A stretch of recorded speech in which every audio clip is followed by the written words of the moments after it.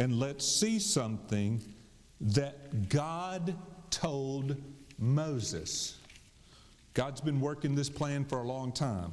So in Numbers chapter 33 and verse 50, Numbers 33 and verse 50, God said to Moses, so it says at the beginning, Numbers 33:50, now the Lord spoke to Moses in the plains of Moab by the Jordan across from Jericho, saying, they're right on the border of the Jordan River. This is just pre-Joshua, the crossing of the Jordan River and conquering the land.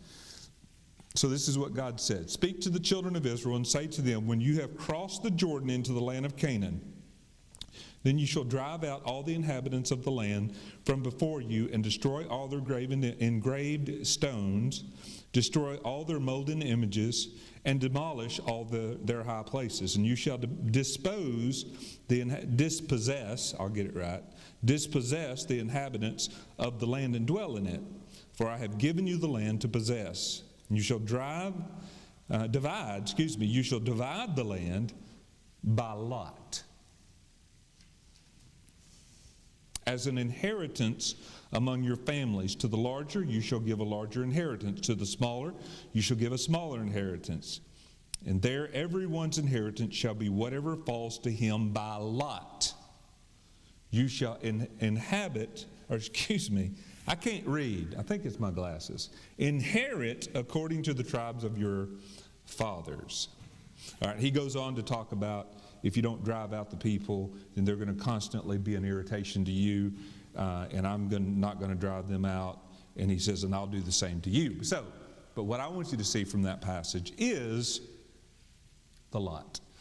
So, did a lot of work, research on that. And here's what I came up with. The best that I can figure, that this has to be the Urim and the Thummim. This has to be the work of that.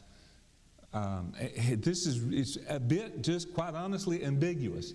I don't know exactly how it worked legitimately, but with Joshua and Eleazar, the high priest, they did something, maybe with the Urim and the Thummim, somehow determined from God the boundary lines.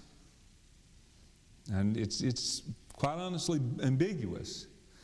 But of all the things I don't understand, this is one thing I do. Proverbs 16:33, the lot is cast in the lap, but its every decision is from the Lord. Go ahead and go to the next slide. Where I say that far from being arbitrary or a decision of man, God, in the casting of the lots, controlled the apportioning of the land. It was his land to give.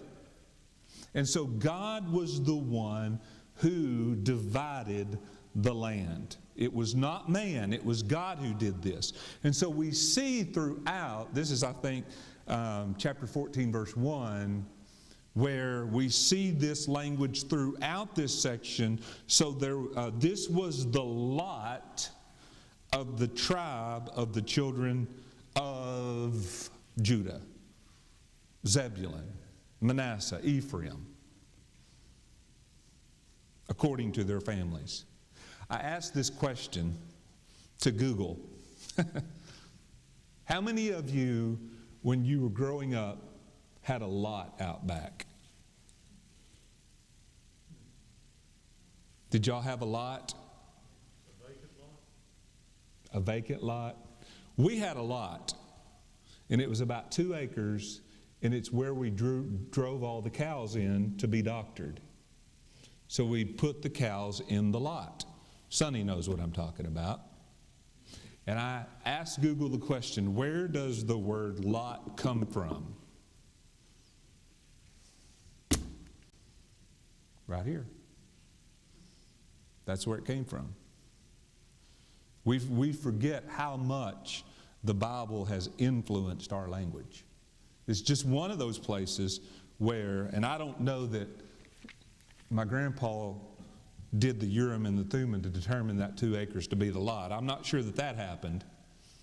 But a small portion of property became known in the south as a lot. And that comes from here, from this passage. Okay, giving you a lot of Bible trivia information. Let's get to what we're really supposed to be talking about, the dividing of the land. So God is in control. Next slide. The logistics of all this is first at Gilgal. We'll see a map here in a moment. Then at Shiloh, when the tabernacle moves from Gilgal to Shiloh. Gilgal's on the Jordan River. Shiloh's a little bit north and west of that. So, Joshua, Eleazar, and all the heads of the tribes gather at the gate of the tabernacle, and they begin to divide this land. You can see that in chapter 14 and verse 1. That's what that's saying. Judah goes first.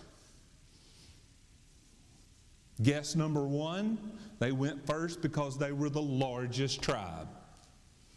They got the biggest allotment of land. We'll see that in just a moment.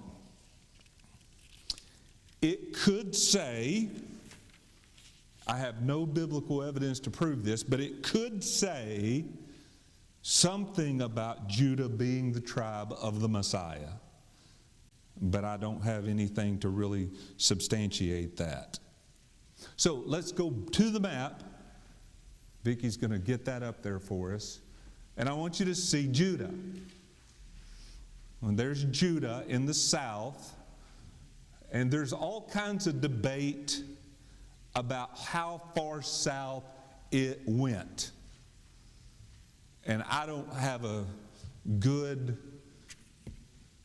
guess of whether this map is right or not, except most of the Bible maps I looked at, that were very similar to this.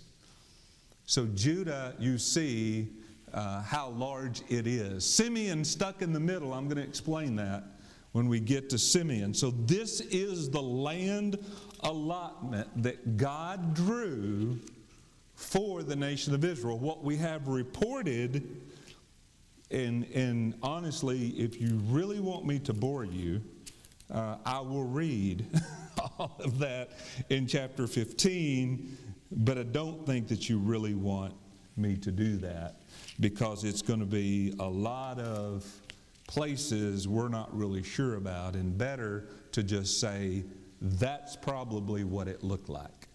That is the allotment for the nation of Israel. Let's skip all the way to chapter 15 and verse 63. Go ahead and go back. Thank you. So they have this trouble with the Jebusites. So 1563. As for the Jebusites, the inhabitants of, we know this city, don't we? Jerusalem.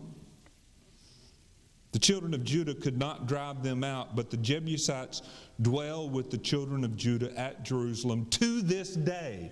Now, Judges tells us more about that.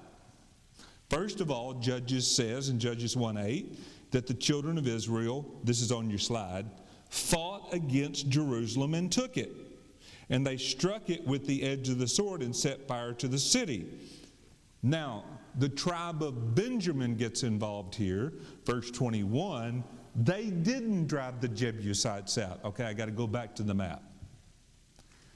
So if you look at where Jerusalem is, wait.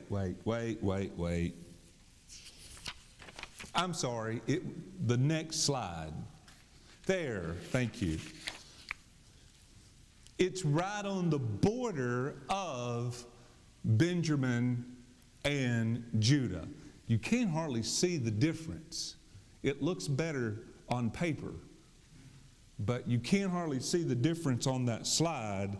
But if it's right on the border, and so Judah was driving the Jebusites out, but Benjamin was not. Therefore, to this day, Joshua's day, Joshua wrote it, they're still there. All right, so I say all of that simply to say this. Even in this dividing and conquering, we see the beginning of the nation of Israel not doing what God wanted them to do, and that's drive the inhabitants out of the land.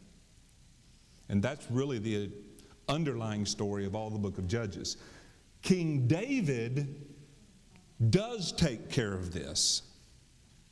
And King David does conquer Jerusalem, and it's King David who makes Jerusalem the capital. We think Jerusalem's always been the capital of Israel. Not until King David. All right. So, where was I? Next tribe. A half tribe, two tribes, Ephraim and Manasseh. So this is chapter 16 and 17. Ephraim and Manasseh, sons of Joseph. So it does say that then the lot, chapter 16, then the lot fell to the children of Joseph, Ephraim and Manasseh. This goes back to Jacob. Joseph was going to be blessed doubly through his two sons, Ephraim and Manasseh. Manasseh is the oldest, by the way. Ephraim is the youngest. But just as it always works out, Ephraim would grow to be stronger. The younger would grow to be stronger than the older. Just worked out. Always, I don't know why, but God has always done stuff like that. So, I could name numerous people.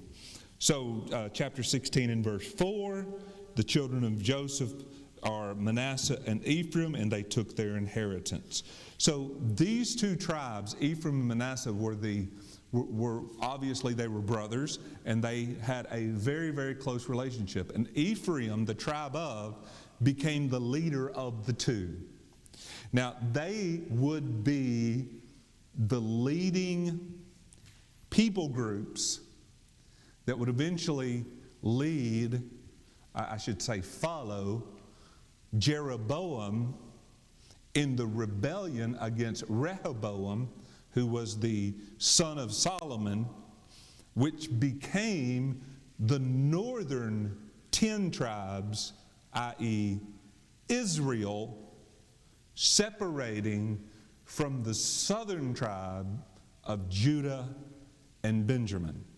Hence the dividing of the nation of Israel into Israel and Judah. And that happened through, really, the two tribes of Manasseh and Ephraim. Joshua, slide 9. Joshua was from the tribe of Ephraim. There are many who say that Ephraim received the choicest of the land of Israel because it was, as I understand to this day, the most fertile area for farming and grazing. Moses says as much in the book of Deuteronomy. He says that Ephraim would be, I forgot the language, but it's poetic language, but would be of flowering. They would have great harvest, would be the idea of that. Let's look at that map again. And so you see Ephraim, and I'm going to say something else, but we're talking really about West Manasseh right now. We'd forgotten that there is an East Manasseh, but this is mentioned even in this passage. I'll say something about that there was a problem at Gezer, and I'll look at that in a minute, but I'm working her to death tonight. Let's go to the next slide. And this is a mention of Manasseh receiving land on both the east and the west of the Jordan River. So in chapter 17 and verse 1, it says that Manasseh, there was a lot for the tribe of Manasseh. He was given Gilead or Gilead and Bashan. So this map illustrates what we're talking about. There was a group from Manasseh who wanted to stay on the east side with Gad and Reuben. And they had already been given their allotment, but there was another group of Manasseh that wanted to go to the west, and they too were given an allotment of land. And so that's what we have in chapter 17. Let's talk in chapter 16 and verse 10. This is talking about the Ephraimites. Ephraim. They did not drive out the Canaanites who dwelled in Gezer. I don't know if my map shows Gezer or not, but this is really right in the heart of Ephraim. The Canaanites dwelled among the Ephraimites to this day, and then this, and have become forced laborers. That's wrong. God never sanctioned that. Not only does Ephraim do that, but some of the other tribes do as well. They say, why drive these people out? Let's just make them our slaves. That's not what God said to do. And it caused them serious, as he told them, they will be an irritant to your eyes. And that's exactly what happened. The book of Judges tells us how that all happened. Another interesting fact in chapter 17, I'm in slide number 11 now, chapter 17 is land for the ladies. I'm good at offending ladies, just ask my wife. So I'll do so again tonight. Ladies, I'm sorry, you didn't get land. We learned that in the story of Ruth. The importance of Boaz as the kinsman redeemer. He could redeem the land. Well, why didn't you just give it to the ladies? That's just not how it worked. But God made allowances. And this actually goes back to the book of Numbers as well, chapter 27. There was a group from Manasseh, and let me get my verses here, verses 3 and 4.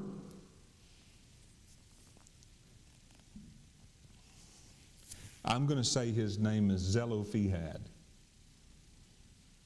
Zelophehad. How about that? Is that better?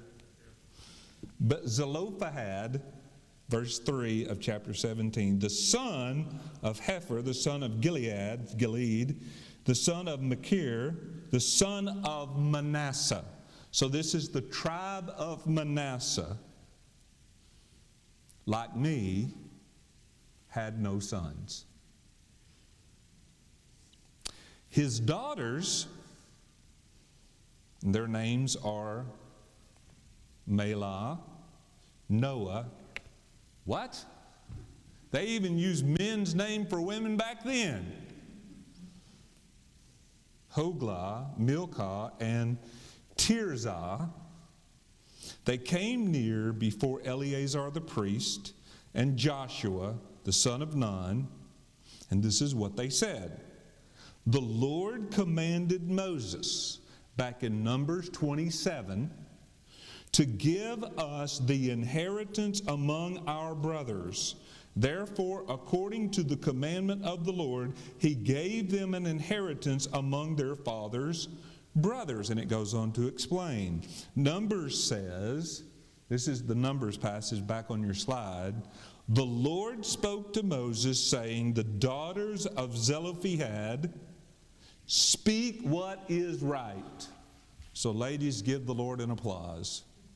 God spoke up for you, and he said, give those girls their land. And so they did. They received an inheritance of land alongside their father's brothers. Neither did Manasseh drive out the inhabitants of the land either, verses 12 and 13 of chapter 17. Now look at verse 14 of chapter 17. Human nature right here. So the children of Joseph, chapter 17, verse 14, the children of Joseph, Ephraim and Manasseh, spoke to Joshua, and they said, "Why have you given us only one lot and one share to inherit, since we are a great people, inasmuch as the Lord has blessed us until now?" Have you ever heard of the expression, beggars can't be choosers? What are they doing here? Complaining about what God had not given them. And they had been given free land, cities they had not built, wells they had not dug, vineyards they had not planted. And they say, this is not enough. Well, human nature here. And Joshua said to him, well, if you're such a great people, then go out there and drive those inhabitants out and find some land to dwell in. Amen. Go do what God said, and you will find out that you have more than enough.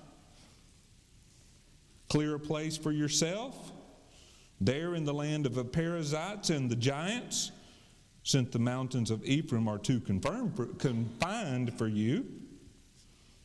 Well, they go on and continue to complain, but Joshua says, you've gotten all that you need and more than enough. Do what God said, and you will find out that you have more than enough. Well, I'm going to run out of time, so let's move on. In chapter 18 of verse 1, the tabernacle moves. So here's a little miniature map here of the tabernacle moving from Gilgal over on the Jordan River to Shiloh, which is actually in Ephraim. And the tabernacle stays in Shiloh until it's moved to Jerusalem in the days of King David. That's a long time. That's where Samuel lived. That's where Samuel had his school of prophets. Shiloh. And this is when that happened. Chapter 18, verses 2 and 3. But there remained among the children of Israel 7 tribes had not yet received their inheritance. And Joshua said to the children of Israel, how long will you neglect to go and possess the land which the Lord God of your father has given you? The work's not over. Yes, we're dividing the land, but there's still work to be done. Go out and possess the land. So he instructs them, I want you to choose 3 men from the 7 remaining tribes. That's 21. And you go out and I want you to survey the land, scout it out, and divide it. Now, I don't know, again, logistically, I don't know how that worked. I don't know. I'm just reading what the Bible says. They were not assigned the land before they went. That's an important point, because they would have divided the land more for themselves, right? So the Lord says, I'm not telling you who gets what. I just want you to go out and scout the land, do a survey. I don't know if they had a survey line and chain or not. I don't know how that worked. Bring me back a report, and then the lots will be cast. Verse 6, verse 10 of chapter 18, and we'll determine who gets what. Benjamin goes first. So in verses 11 through 28 of chapter 18, you have a description of what Benjamin got. Slide, please, or map, please. So you see what Benjamin received. That looked a whole lot better on paper. But anyway, it might look, if you take your map and look, yeah, it looks a lot better on the printed portion of it, but nonetheless, Benjamin gets that portion of land as described in chapter 18. Chapter 19, a very unique division of land is Simeon. I should have said first. Map, please. So I want you to see Simeon. I didn't know how else, well, I don't know how else would be a better way to represent this. It's just kind of a circle within Judah. Simeon received cities within the allotted land of Judah. God has His reasons for doing all that He does. It doesn't mean I understand all that God does. So Simeon got individual cities within the allotted land of Judah. Jacob did say 2 tribes would be scattered: Levi and Simeon. We're going to see how Levi, the priestly tribe, gets scattered through the Levitical cities. Simeon gets scattered through the land of Judah. And Simeon really becomes that. We always think of 2 tribes of the southern kingdom, Judah and Benjamin. But Simeon's a part of that as well, because they're just within, they kind of just become a part of Judah. Judah and Simeon are blood brothers. I mean, they are full blood brothers. Same mom, same dad. Leah was their mother. And so God has His reasons. It could be that because Simeon was one of the weaker tribes, they needed Judah to be that protection of them. And I'm only guessing. I put at the bottom, I've wondered if Simeon of Luke chapter 2, one of my favorite Christmas narratives, Simeon and Anna. Anna was from the tribe of Asher. I've wondered if Simeon was of the tribe of Simeon. And it would only be correct for him to have been in and around Jerusalem, living in the tribe of Judah, because that's where his allotment was. I'm guessing again. Starting in chapter 10 of chapter 19, we have the tribe of Zebulun. It says in Genesis chapter 49:13, these are the words of Jacob. Zebulun shall dwell by the haven of the sea. He shall become a haven of ships, and his border shall adjoin Sidon. Can I see the map, please? This is a question of mine. Y'all see the purple Zebulun? Neither reaches the Mediterranean Sea nor reaches the Sea of Galilee. I've wondered, is that correctly drawn? People smarter than me drew this map. Yes, Glenn? My map shows Zebulun right up there about where Tyre would be. Okay, goes on up toward the shoreline. The Mediterranean Sea. Right Okay. Where Tyre and Sidon. So that's where, when I was working through this and I saw that and I was looking at the map and I said, this map isn't inspired of God, okay? These words we're reading are. So this one may be a misdrawn portion of this map. Nazareth, we know, is in Zebulun. I will get to Naphtali a little bit, but map, please. I want you to see Naphtali, Zebulun and Naphtali. We might need to take Zebulun on up the coast towards Sidon. But what I want you to see is this is Galilee.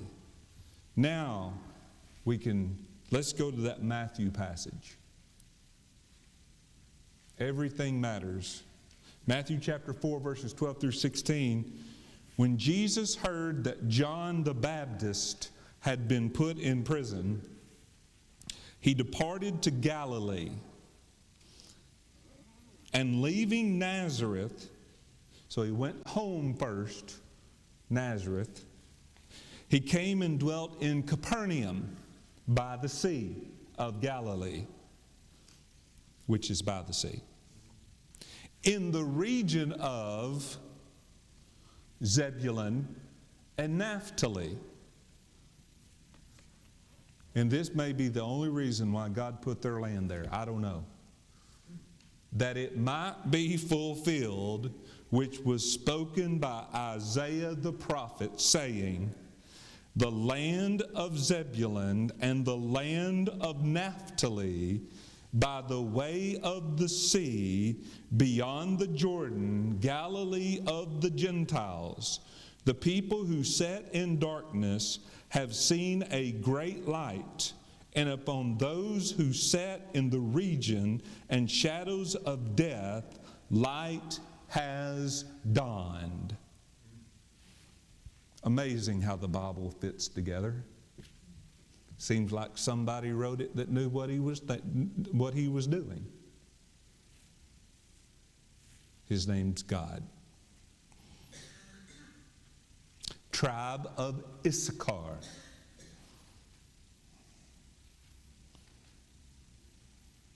It is the land of the Jezreel Valley, also known as the Valley of Megiddo. I need that map again, please. So there is Issachar. Where is Issachar? There it is. Okay, there is Issachar. Just south. And this is the Valley of Megiddo. It's been the site of many battles. Alexander the Great, sweeping by, called it the best battlefield he had ever seen. It could be the reason why Jacob described Issachar as a band of slaves, because they had been so war-torn and beat up by battles, and it will be the site of the Battle of Armageddon. And it seems that, well, I won't get into that. The tribe of Asher, chapter 19, verse 24, we know very little about. The only person that I know of, and I could be overlooking one or two, the only person I know who is called from the tribe of Asher is Anna of Luke chapter 2. When David is naming his mighty men from the tribe of Judah and Ephraim and Manasseh and Issachar and Zebulun, they're all named except Asher.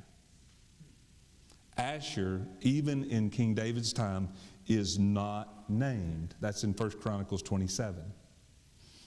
I don't know if at this portion, Matt, please. This portion of land that is Asher's, as far as I know, was never conquered, even in the days of King Solomon. So I don't know that Asher ever really occupied their land. You've heard of the lost tribes of Israel? Well, first of all, none of them are lost. God knows where all of them are. Even at that, and that might be the only reason that Luke, under the inspiration of God, tells us that Anna the prophetess of Luke chapter 2 was of the tribe of Asher. At least one person is of the tribe of Asher. It's not lost. Naphtali. Deuteronomy 33:23, and Moses' blessing of Naphtali, he said, O Naphtali, satisfied with favor and full of blessings of the Lord. And then it says, possess the west and the south. The ESV says, possess the lake and the south. Matt, please. So, that makes sense that Naphtali possesses the Sea of Galilee and south of it, the lake. I looked at the Hebrew word there, and there's just a couple of letters different. Is it south or is it lake? I'll not make that decision, but I can't see how Naphtali would be south, or excuse me, west and south. If I would describe Naphtali, I would say, okay, west maybe works. I would say central north. But if we are talking about in conjunction or in relationship to that lake, Sea of Galilee, west and south works. Best I can do. It is the area around the Sea of Galilee, Upper Galilee, the place where Jesus spent much time. Judge Barak, Deborah and Barak, is from Naphtali. Tribe of Dan, chapter 19, verses 40 through 48. Dan was never able to conquer their land. And so, during the days of the judges, the latter days, a group of Danites decided on their own to migrate north, conquer some cities. It's hard for me to know for sure whether they were within the promised land or just outside of the promised land. But nonetheless, Dan didn't need to be up there anyway. They needed to possess their own land. But they decided to migrate north, and they become a bunch of idolaters anyway. So this next map shows you how that worked. Because of the problem of the Philistines, Samson was of the tribe of Dan. And Samson fought with the Philistines because he was supposedly, God used him in his evil to weaken the Philistines. Wonder what God could have done if Samson would have been faithful. He did quite a bit with his unfaithfulness. Wonder what he could have done with his faithfulness. Well, Samson was supposed to fight against the Philistines for the conquering of the land, but he didn't. The Philistines was never solved until the days of who? That great king, David. King David took care of the Philistines. But the Danites went north. And so we have the famous saying, from Dan to Beersheba, which is a description of the promised land, from the northern reaches of Dan all the way down to the southern reaches of Beersheba.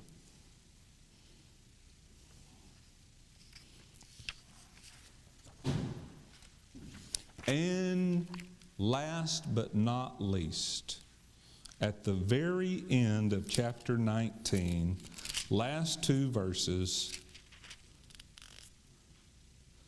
according to the word of the Lord, they gave Joshua the city which he asked for, Timnath-Serah, in the mountains of Ephraim. Now Joshua is a man after my own kind. Worked all of his life. He said, it's time for me to retire. And where did he retire to? The mountains. My kind of guy. So he said, give me that city that I asked for.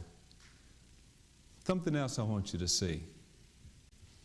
Who got their inheritance last? The leader. That's a good leader. Y'all remember the movie We Were Soldiers? Y'all remember that movie? That sergeant that fought during the Vietnam War? Who was the first to get off the helicopter? That sergeant. Who was the last to get on? That sergeant. Who was the first out to battle? Joshua. Who was the last to get his land? Joshua. That's what good leaders do. So Joshua got his land in the mountains of Ephraim. Let's call it done. How much time I got?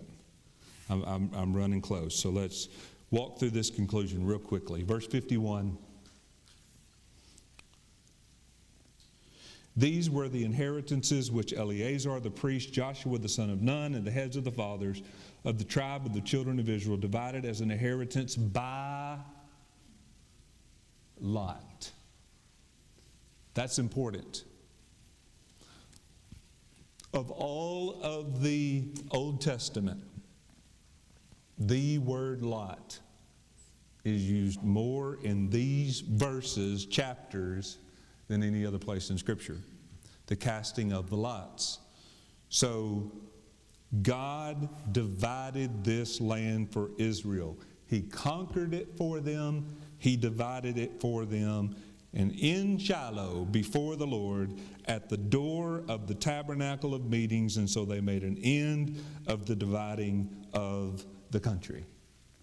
All land boundaries have been drawn, but all land has not been conquered.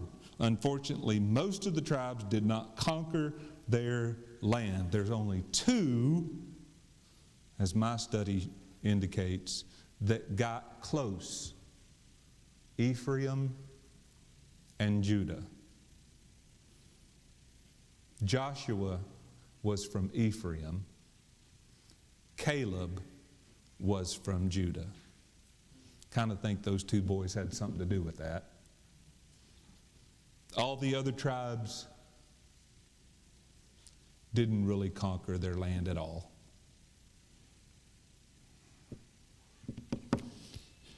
Next slide. Israel's ownership of the land was purely the gracious act of God. God gave them the land by promise. Their possession and enjoyment of the land depended upon their obedience to the Lord.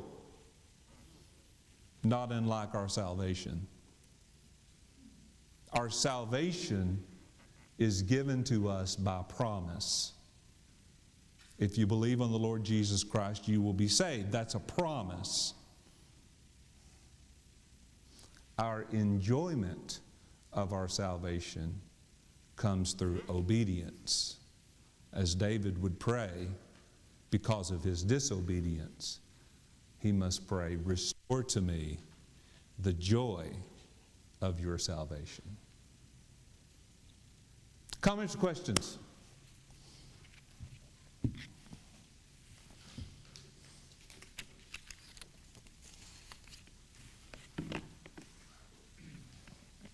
Well, it comes the time for me to say goodbye to our online audience. Thank you so much for being here with us tonight. Reach out to us if you've got a prayer concern. Certainly we want to help you pray for that.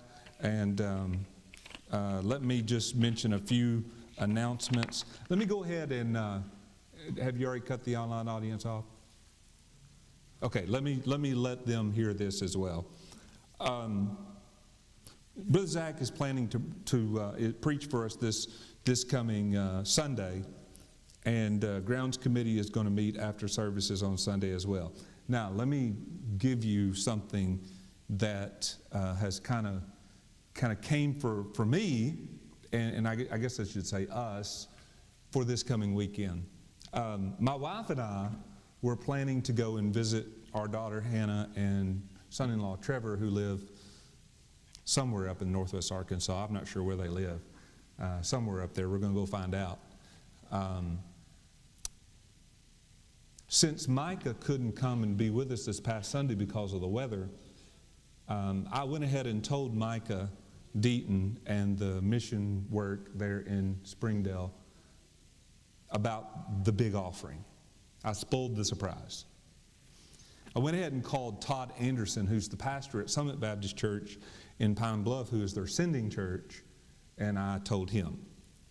Well, Todd said, man, you need to come and deliver that check in person. And I said, well, that would be nice. And so we first talked about maybe me going to Pine Bluff and delivering that check to Summit Baptist Church in Pine Bluff. And then he said, but you know, he said, the better idea is if you could go to Springdale. And I said, well, just so happens I was planning to do that this weekend. So with the church's permission, if y'all would be okay with that, this Sunday, I would like to hand deliver this check of $84,000 and some odd change to Summit Mission and Brother Micah Deaton, if y'all think that that would be okay. So moved. All right. Well, I don't think we'll take a motion and second on that. If y'all would just give me a show of hands to say that's okay, and I will still have a job when I get back. All right. So I'll do that. I will miss this church service so that I can go and be at that church service with Brother Micah. And I hate to say it this way, but get to joy in the blessings that this church has given. I get to be blessed because of this great church's giving. And thank you for that. That's going to be a privilege for me. And so that's what I plan to do this weekend. And so I wanted everybody to hear that. And so now I can say goodbye to them, and we'll get to our prayer request here.